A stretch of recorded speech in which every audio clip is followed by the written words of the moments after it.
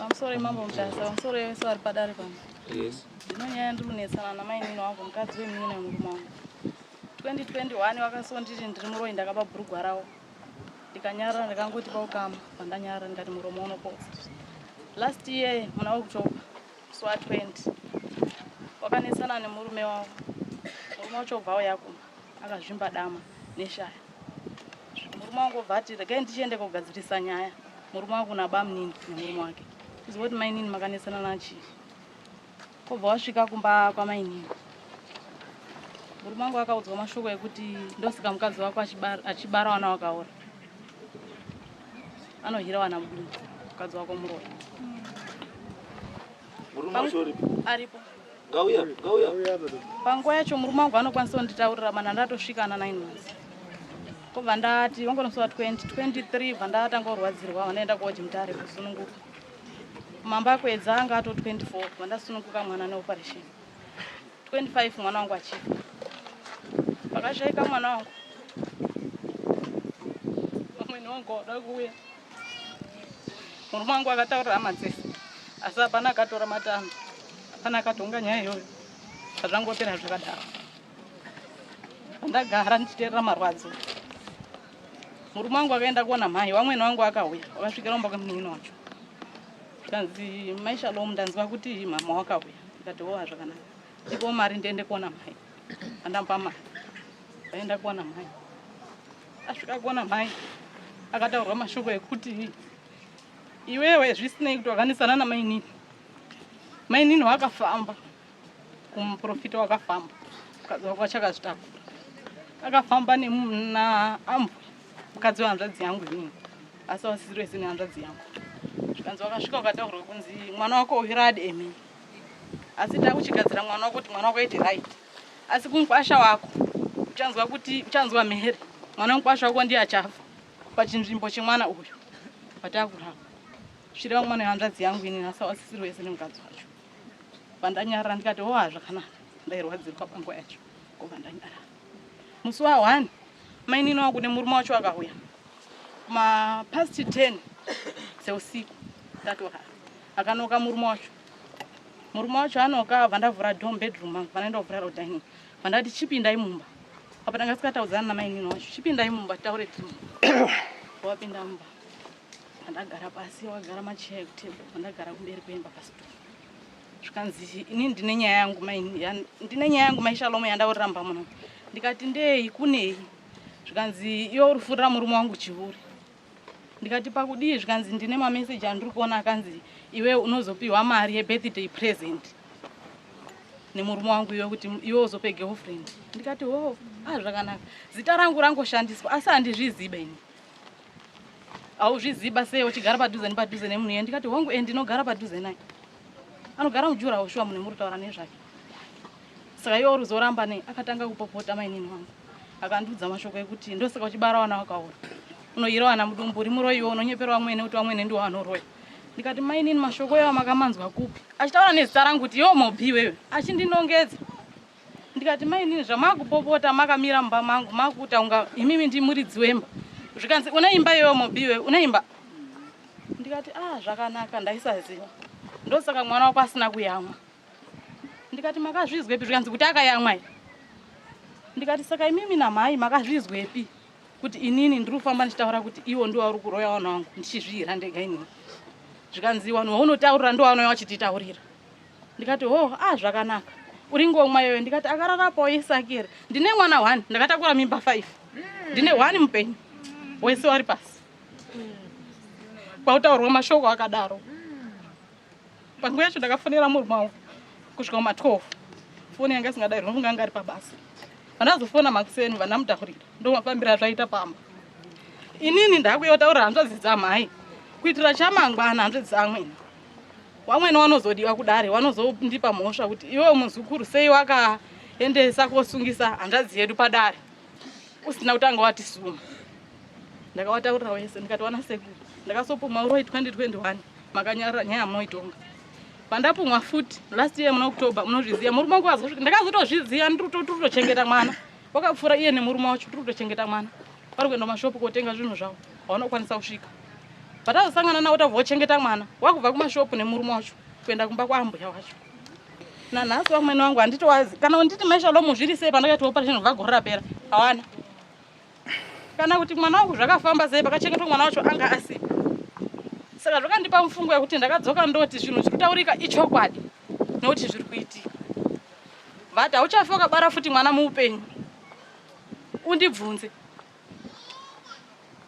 Kobva atobuda ubva aenda. Ndonyaya yangu. Aitaura kuti hauchafi wakabara ndiani futi? Mainini wangu ndo waitaura kuti hauchafi wakabara mwana mupenyu. Muri maini namaiguru?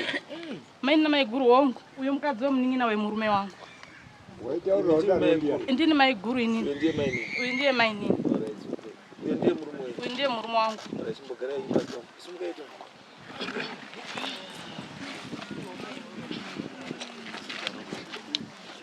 Ndamira pamberi pedera mambo kutasi. Sasa chokwa. Pedera pale mosha. Mwana ni maziwa. anapenda kitoda. Zvese zvataurwa ndinazvo. Pazvese zvataurwa ndinazvo ndinozwisana nazvo. Kunetsana takanetsana namaiguru wangu. Hatiruzvizwaba. Ndinoti dzokoroi pawatanga watichi Pazvese zvataurwa. pane zvese zvataurwa hapana chauri kupikisana nacho. Like enda mberi. Pandinoda kuti nditi panzi vamwene vanzwidini vamwene vari kudya vana vangu. Ndichiri kufambidzana namaiguru wangu. Ndakamboenda kumba kwavo vaine nhumbu ndaenda kotora mari yandaifana kundotora yandandanzi ndipiwe nabamukuru. Hatisuzwaba. Yandanga ndanzi ndipiwe nabamukuru. Ndakasvika maiguru achirwara. Ndatora gasi ravo ndikaenda kuvafikisa gasi ravo. Ndadzoka ndikaita basa. Ndobva ndavaudza hope dzandanga ndarota. Ndati maiguru ndarota mabereka mwana mukomana. Asi ndauya kuhospital mwana uyu handina kudini kumuona zvaro chingonzi mabereka chii mwana mukomana. Mai guru wangu wakasimudza muromo wavo wekuti dai vamwene wangu vakasapindi ndinobatawo mwana wangu mupenyu. Tichiri kuwirirana kufambidzana kwedu. Alright. Izvo zvandikuita. Zvamutaura izvozvo. It's your word against your word. Saka izvo zvinotorera nguva because hakuna kwatinoenda. Because pane here umwe munhu anga aripo pakati penyu kana mangori tu handiti. So izvozvo hatikwanisi kuti pange zvinofana kutsigirwa. Zvikashaya anotsigira manje. Kwatiri manje hazvizoiti. Because inokwanisa kunge creation yako yekuita counter ma-accusations aripo kudara. Andizvo. Saka isusu hatitarisiba izvozvo. Tinge chida kuti isusu kana mataura nyaya yenyu handiti panofanira kunge paine mumwe munhu ari kuti apa ndini witness zveshuwa zvakataura. Yes, masunga pasi masunga pa 7 months. Doctor chiremba akati achagoni kuti tidzosere stitch iri nekuda kwekuti mwana akura. Pane dzimwe mvura dzekuti isusu petinonga tichisunga isusu dzatinobaya. Saka tinonga takuzopedza mvura yemwana iyoyo mwana usara akaomerwa. Because shupa kana mwana yangu ndoma 7 months ndakashupa inoramba iri kuwanda. Saka vakati ndakuda kubaira ma injection 2 ekuti kana mwana wako akabuda pa 7 months anogona kuzvifemera pacheza apo. Ndo zvandakaita. Barashingirira mimba yakashingirira kusvika pa 9 months. Pandasununguka mwana neoperation. Ndiye mwana wa mina. Uyo ndiye kutanga tanga. So wese 4 dzese idzi ndo dzekumashure. Uyu wechi5 iye kupedzisira muna October. Ndo yandakaenda kuiswa stitch. Chiremba ona kuti zvirunyanya. Apa makazvara pa nambari. Yange ya number 5. Number 5 ndo pamabata mwana maoko. Number 5 ndo pandotobata mwana maoko yeyo vafa.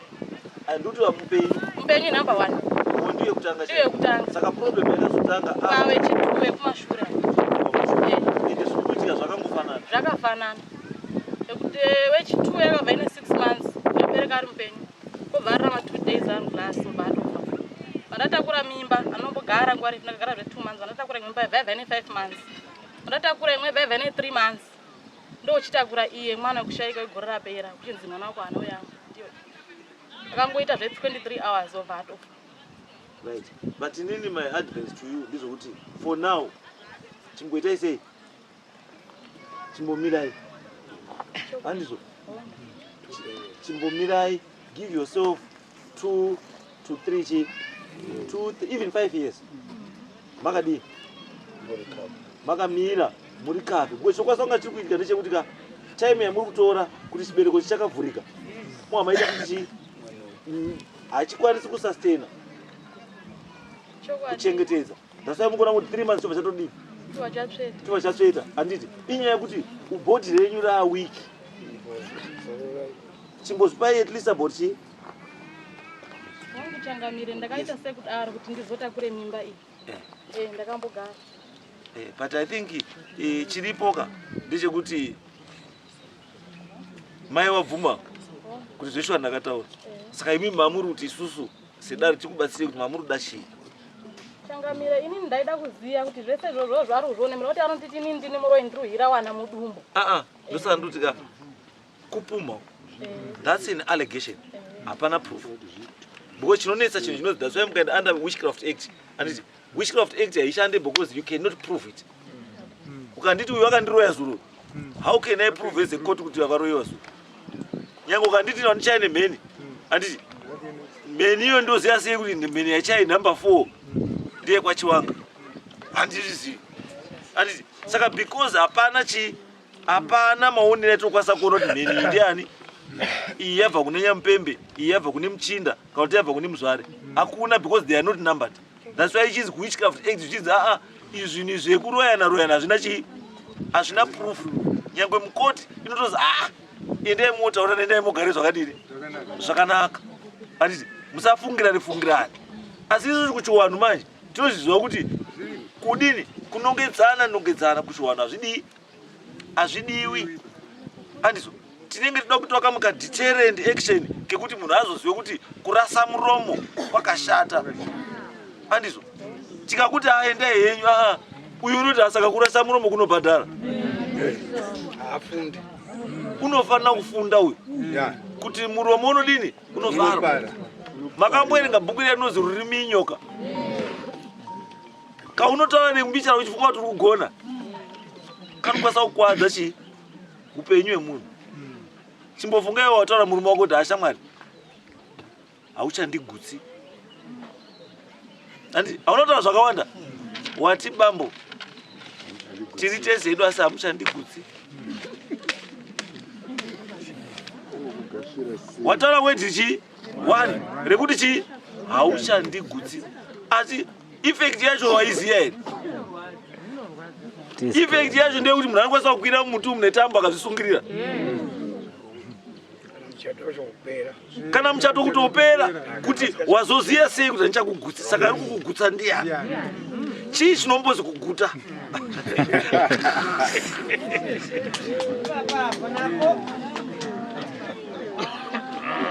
Handizo saka tutaiwa rurimi. Handizi ngatitazive pekutaura nezvekutaura especially kana umwe munhu ari kurwadziwa ari musituation yakadaro. Totaura. Ivi mune wana wanga ndi maini mune 2 hamuna yamati mamborasawo. Ndati wenyu imimi hamuna. Saka wenyu ari intact wakakwana. Saka izvozvo manje ndozvatoti isusu kuchiwana zvidini hatizvidiba. Especially mutoti mukadzi wamukoma nemunin'ina because zvamakatoita matora relationship yebrother and brother. Yes. Effect vanowirana sei uyu nemunin'ina wake. Watorwa musapwanye misha yevanhu. Because wapwanya musha uyu ndi muromo yechi watorwa. Uyu angachafarira munin'ina because pfungwa dzake dzinomutora we saka mukadzi uyu anenge achitaura ndizvo anenge achitaura uri mubhedha nemurume wake. Ndokwati mama. Zvotokatoya wakatoya wese murume nemukadzi. Zvakaizwa zvemurume wacho. Takadoti adaire obvarwa mbama panzeve mbama pamhino batanga otobhilidha panguva yacho kubuda mukurisa mumhino. Haana kana chaakataura pamunini. Murume kutochaiwa nemukadzi. Murume akachaiwa nemukadzi mbama panzeve mbama pamhino. Murume batanga otobhilidha. Ndiye rikuzi domestic violence. Ende hapana kana chaakataura. Uri panapa. Ngauya. Uripi murume wacho? Andogara achitomutema, akamutema akasunwa 17 mastitch. Ndo pakatangira nyaya yedu yekuengana. 17 mastitch. Aripi kwa murume wamkazi?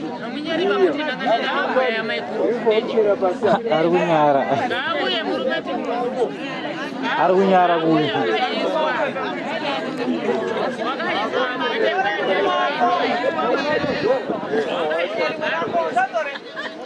Wende.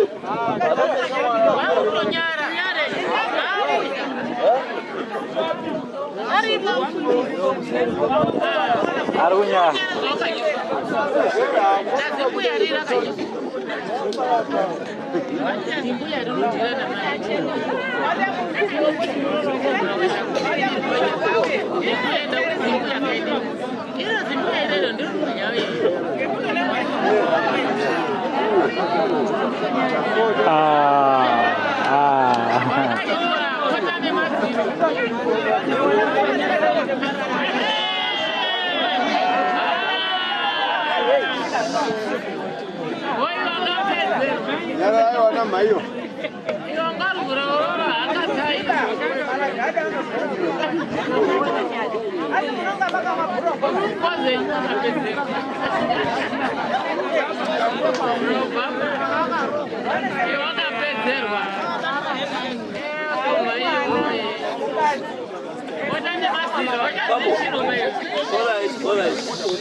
And Daudi, I say I want to help you. Who's a young man? I want to help you.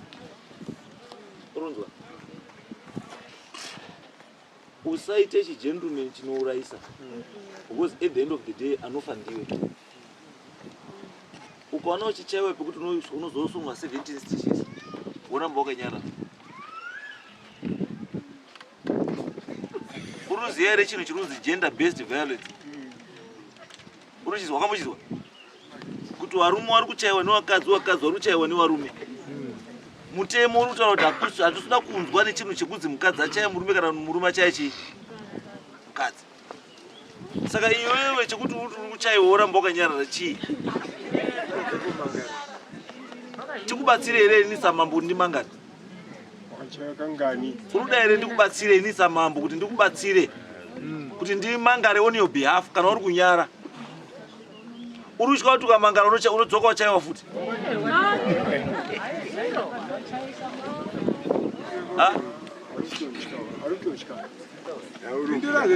Une makore mangani? Une chi? 25. Une makore mangani? 22, 25. But still, zvati kutaura izvozvo ndezvokuti izvozvo uyu arapa uyu ndimukoma wako. Ndimukoma wako. Are you on talking terms? Mutaura mese ndamukoma wako. Mutaura mese zvekuirira. Zvekuirira ndizvo here mukoma. Makusenda toya tisi, tatoya tosoka tuya potetu. Muri tu. Saka muri kusvika papi pekuti mubatsire munina. Ini pakwanetsana ndatori kubasa kwamuni yako kwa Afrix. Pakatongosvika pamubaba kuna 10 ndatori pabasa pa community muni yako. Ndakati ngoya kufonera mukadzi wangu ndanifonera kuti mwana wapedza 2 ndatori pasi mind. Makuseni pandakazona miss call. Muri kuona murashaya kuzotaura naye zvakamira sei kazi mbaini na bamu ninosvika pamumba pangu na 10. Watanga wandishaudira. Ndati hobo mama ndatongoti hobo ndatonzisa nyaya yanga iri papa. Ngoenda kuzopedza basa ndopedza basa musi Friday gega. Soto vanonamata pamwazha. Ndauya pamba manheru. Ndopana zvarendo zvangu kuti ko iwe maini nako mai mukadzi wakambonya shaishire maini wake. Tasvike pakumutukirira mashoko anga ndanduzwa achitukirira mumba muzoro manheru. But aina ndisipo bani ndatori pabasa ndotozwa nemi. Asi nyaya iyi since mama mutaura daso nyaya kwamambo mutasa. Since mutaura so kana muzvakatokubhoiwa iyo ndikaenda kwamambo mutasa ndogona kutora nhamba dzenyu muzongoe mumakamiro seumbo mazwira pakazvita soti ndina ndina chandodini. No, it's okay. Iyo ndatoizwa iyo. Uyavuma nyaya yangu yandikuda ini. Ndiye kuti inini zvori kunzwa kuti munini ari muchoto. Andi makamboitewo nazvo zvomakanzwa kuti munin'ina akatombochaiwa pekuti akaiswa 17 stitches 17 mastation ndini ndakaenda kumusonesa padada ini akatoya kudai usina kusvika mapango angadai akafa mufanangu akasunga musoro nehembe muri kuona pangu yakatotsvaya kutaura nenini akanoka pawindo pangu pakatotsvaya kutaura nenini tichibuda pamba ndozoti ndimuone akabva adonha pandoda kutsvaya kutora mvura kuti ndimudiro mvura ndidini angasichatotauriba banda haya mota ya uyu yamugiyo anozaniko anopirota pa uyu achaziyasuziyangiza kerebu yakerebu anga chine korora ipapo kerebu shamwa ndoti ndiye vanotakura kubva pawatsomba vadaenda pamishini tasvika pamishini ndikazi hapana kana treatment yatokwanisa kuita hapana kana chiripoba patadzoka bva pamishini paidzoka padada pahospital patasvika padada nesi anga aripo ndikazi titaura chokwadi ndikuone kubatsira munin'ina wenyu kuti chii chaangosangana nacho vramonyepera kuti adonha nebhaiki zvikazi vhura maoko ako bva avhuriswa maoko ake haana kana skrechi bhazi tone makumbo hamuna kana skrechi zvikazi taurai chokwadi ndonobatsira munhu so mukaninyepera ndicharapa zvisizvo ba nesi anga aripo kati munhu yatemwa nemukadzi wake uyu uri kuona zvikazi bva wauchitaura manje so takazondodhonza tiri 1 atemwa nemukadzi wacho ndopaakamubaya injection vatanga kuambaya mainjection yechiwewe vatanga kutokonodza madhina cup akamutema nemadhina cup 2 madhina cup egodo aya ndo akamutema nawo papo nesi uya ndopatanga uchitokododza bvisa madhina cup aya anga apinda mukati menyama mamwe kwakubvisa isa apedza kulina ndokuzomusona munin'ina wangu main'ina wangu kubva pese pachiitiko chese chanosvikapo akazoti maita basa ndadzoka nemunin'ina wangu ndabva musonesa ndiri 1 ndata sekuru wangu mbuya wangu anga ari pano pemajemu ndio munhu akamira nini akasimudza maoko awo ndio munhu andakamira nawo pakusonesa mukomana uyu patika my question ka ndiye kuti sei muri kuramba murigara nenyoka mubedroom ini ndakati nditongere imba yemunhu bai uya mukadzi wake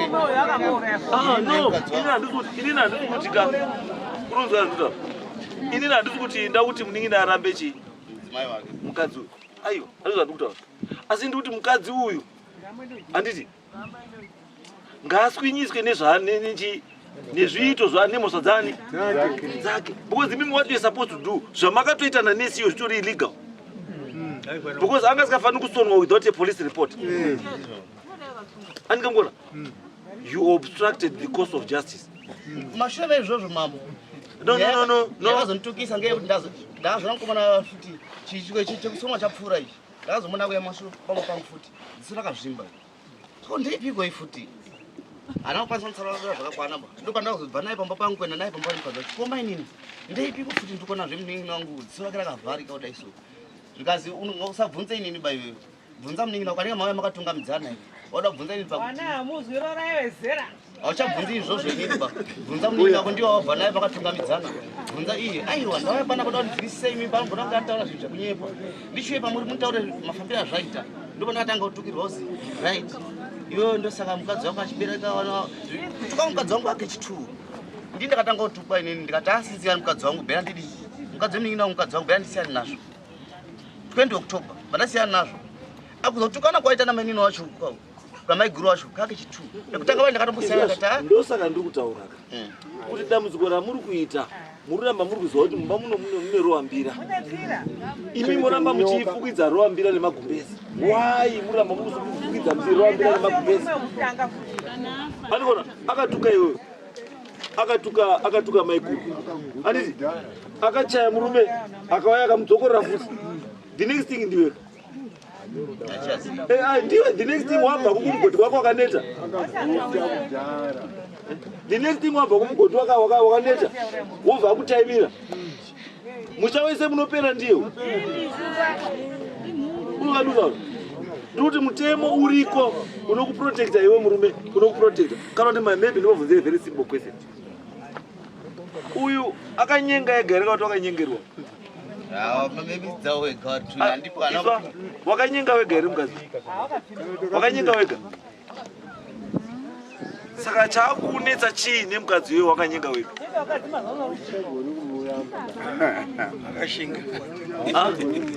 izwa shamwari kandikutaure ndikubatsira unofa unonzwa unofa muchinyararire if you are not careful unokwanisa kufa uchifunga kuti uri kugona munhu wauri kugonera haazvioni uruzanutaura munhu wauri kugonera hazvidi haazvioni unonzwa Halitoshamisi kuti pamwe wakachaiwa uzi wakanga wasenza usina kuya nemari kumupa. Pamwe ndizvo wakatochairwe. Kuti wakazikana kuti waita mari kichoyo mari haina kuenda wainofanira kuenda. Iye ndiye anofanira kugadzira musoro wake nechii achita nemari yauri kuswederera kutambudzikira ivo. Usadaroba wakomana batsirai mwana. Next time patuzwa kuti pane zvaitika mwana. Ndinoda kuzwa police report. Ndinoda kuzwa police. Ndio iri apa iyi ndio GBH iri rambwe. Musanutora. Iri kuitika apa. Imi muri tofunga kuti mai nini mai kuri mune problem. Mai kuri amutoda dambudziko. Uyu munhu unobanwa magumbezo. Uyu. Batsirai munhu. Batsirai, this guy needs help. This guy needs help. Uyu. Because ukaonawo kuti mukadzi arova murume nema dinner place. And happens waisa kuona kuti ane atsemuka pesa. Then you don't even make a fall up because kuti munhu enda chaya nema dinner place wa. Uri papi. Uri papi. Send message changamini. Muningino wanyu asati asvika banguru masikera sei aripi. Apana chitiko Iye akafunga kuti achafa. Urikuona. Bazonekeza utazviitika izvi. Aiwa. Iye akusenda message kuti mina yasati. Muningino asati asvika Iye watu wachaya munhu. Munhu wacho amene pamwe hasi pamwe unoda kuzokhavhira kuti mangwana Ana kumba kwangu anosvika ba. enda bangu ndakakusendera message kuti mina asati asvika. Iwe ndo wachaya. Murudhira negube. Chokwadi. Muruzwa. Murudhira negube.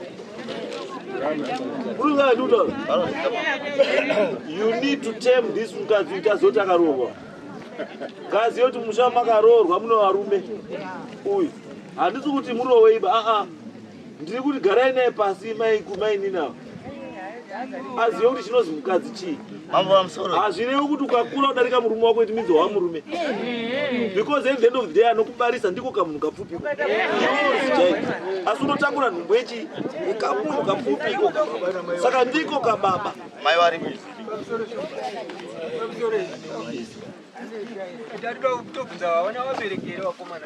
Mai varipo. Varipo kana. Ko baba wakashaya. Baba wakashaya. No, mai nemunhu akadaiwo. Mai unotofa neBP. Mai unotofa neBP. Mana uteteredzwa mai. Kana mai wacho nana tete nekuda kwawo andichazika kutotaura mashoko ekuti. No, mai. Ambuya. Imimi wana wenyu wekutanga wakomana wapi? Wairi apa. Wana wenyu wechi2 wasikana wari 2. Wasikana wari 2 havafaniri kutadzisa kuti muwirirane newana wenyu wapi? Wasikana wari 2 ava havafaniri kuti futi uyo asataure nemukadzi uyo asataure nemukadzi uyo. Wasikana ava futi wari 2 ava havafaniri kuti umwe anoyaikwa muri nemashoko ekuti muwenge umwe. Imimi muri mai, whether mwana kushata kwake kana kunaka kwake muri chii? Ndakupai responsibility. Imimi ndimi mai asana. Endai mugare pasi nevaroora wenyu vari wangani? Wari 2. Newana wenyu vakomana vari wangani? Wari 2. Mugare navo pasi muvabatsire matambudziko ane chii? Ane wana.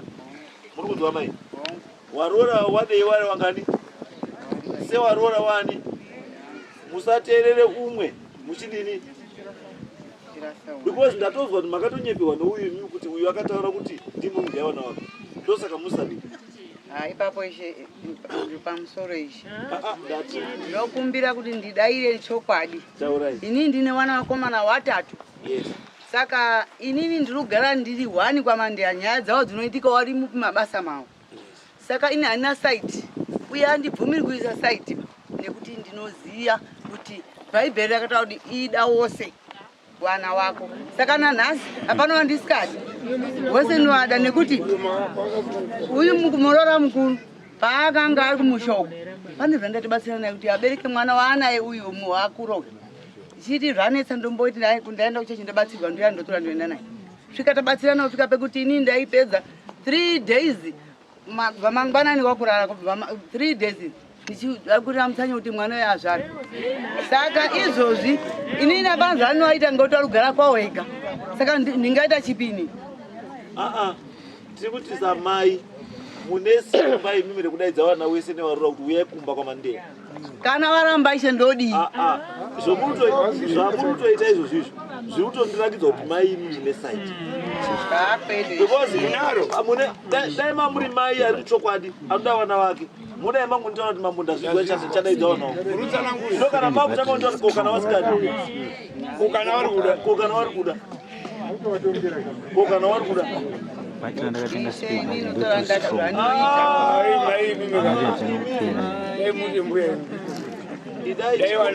itai meeting nevana wenyu vakomana moita meeting nevana wenyu vasikana movabatanidza zviro zvifambe zvakanaka mai madziva ende muri kuona vanhu vakadai hazviiti kuti vana wenyu avaroora wenyu vese ava uyu muroora anzi anobhadharisa uyu muroora anzi anobhadharisa chii muroora chinodiwa mai kuita sei kuti vana vavadi wawirirane wagarisane zvakadii zvakanaka munozwa ngavasaisvike paextend yekuti vanotaurirana nyaya dzekufa kwemunhu kufa kwemunhu chinhu chakaoma munozwa kutaura kufa kwemunhu chinhu chakaoma ukazwa umwe munhu achitaura ndine wana 5 vari pasi kana kuti 4 vari pasi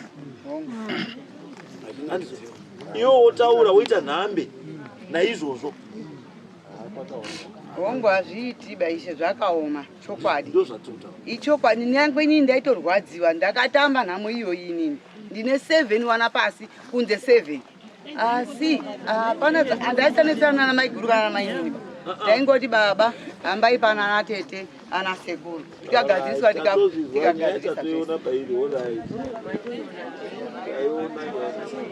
imi kana mukaita attitude yekuti zvakamboitikwa kwandiri yakashata hamubatsiri munhu bvisai mumusoro menyu nyaya yekuti zvakamboitikwa kwandiri mukangoramba mumusoro menyu kuti hai ndakarasawo wangu 7 hapana vamunobatsira itai ndinoziva kuti mai havana kuuya ngeikochema muzukuru wavo nanhasi kubva muna October kana foni kuti muroora wangu zvakamira sei hakuna handizivi mukorore wavo ndiye akatoti ndakumaenda kuona mai wakasvikira umba kwemunin'ina wavo kumapurazi kwamikiri wakafura nebhazi muwatsomba ndogara muwatsomba ini muchangamiri aiwa its okay zviro zvazika mbuya zvandataura maziso itaisa mbuya itaisa mbuya aruda vazukuru vake chii aruda because mwana uyu kauyu munokwanisa kunga muri funga kuti mukawenga uyu muchida uyu ichasvika nguva yekuti uyu akabatana naye wari 2 havachabudi muchasara mega mukasara mega imimi mukasara mega munoshaya munhu anokuiga iyi munokandiutaura avoidai nyaya yekuti muzoshaya munhu anokuigai gadzirisai zvinhu izvi nguva yacho muchiri chii munonzwa sei mbuya alright mwana wenyu kuti akaiswa 17 stitches munonzwa sei imi samai kuti wakachewa ngemukadzi uyo 17 stitches it's not a joke 17 stitches 17 stitches is not a joke wasvisira watinomboataura kusvika mwana wapore takati hazviri kuti chiwataurira kamugona kuti mbuya kune mukana gadzirisai chii imi mbamba garai pasi nemunina munina kutaurire zvese zvikunesa pangwa ndonesa kuti paunotoshupa ka mukadzi wacho wachingotoshupa senhasi anonanga umba kwawo haana 1 day anoti ndiganitsvaga kupane ukama kana tete kana hanimba akatongotashupane murume wacho anonanga umba kwawo uyo aripo mukadzi wacho arapa anozvipupurira ega haana kuti musore kuti anoshupana kuti anotsvagawo na tete wangu ndianzvadzingi wamai wangu wana wamai wangu apa ndofunga pane 4 vasikana varumba medu kuti wana wamainini wangu inini wariko wana tete wakawanda asi musuwo kubva paodzi akaroorwa mumba medu hapana musuwo 1 anoziva anetsane murume wake ba wanotsvaga muyananisi wekuti iganitoro 1 munhu weukama kana tete kana ene wake wakamurerukira haana haana aiwa ndosaka tati nyaya yabuda pai iyo zvizi yanguva yekuti muchite sei muchigadzira asi starting point kwamurimi garai pasi nemufana munyasa kunzwa mufana zvekumunetsa because the next thing mufana muchazwa kuti ari mutu muchazwa kuti wava muchi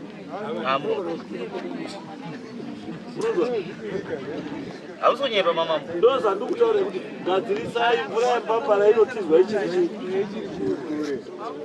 batsirai mufana uyu mubatsire mainini azive kuti mumusha chinombodzi mai chii wiranai nevamwe, tauranai, garisanai zvakanaka. Mashoko ngaite chii? Mashoko. Ngaite mashoko. Mashoko ngaite chii? Mashoko. Ai, imimi anza. Ndafara hangu chinhu kuti kana kuti mangoti regai nditaure zvindibve hundururani here kana kuti uchii wavangoti zvese zvekutaura hapana chandongoramba. Meaning kuti zvinhu zvamakazviita intentional ende makazviitirei? Why muchizviita? Aiwa, muri kuzviitirei? Kana uchitoda ndi kuchiziva uri kuzviitirei? Why? Maguru akafirwa iwe unonakisa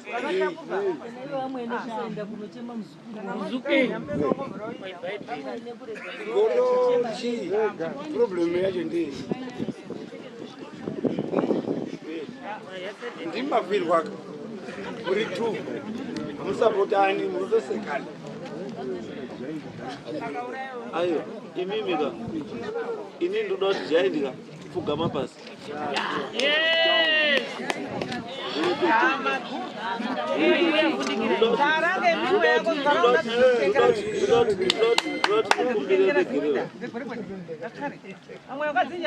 Ndoti muombere mukumbire regerero kuna maikuru nemoyo wenyu nemoyo wese nemoyo wese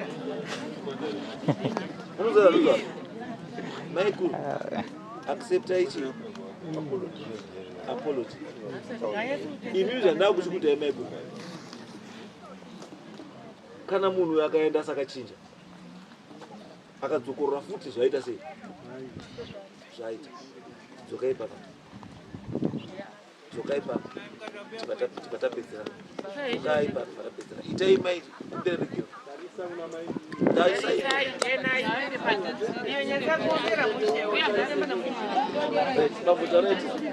mambo nandiri chikumbiro yekuti sisi apa ndakapuwa mhiko yekuti paona zvawabata umwe mwana wazondibvunza ndandiri kumbira kuti dai vakwanisa kuti kana pari pekufamba chasoziva yedu chokwadi chibudire pachena. So ini handichazivi kuti munogona kuti wakumbira noregerero asi hazvinopera ndogona kuramba zvakandibata inini soti ndakapiwa mhiko yekuti da kuzoona kuti ukabata umwe mwana futika ozondibvunza. Hapana problem. Musi weMonday 9 o'clock panapa.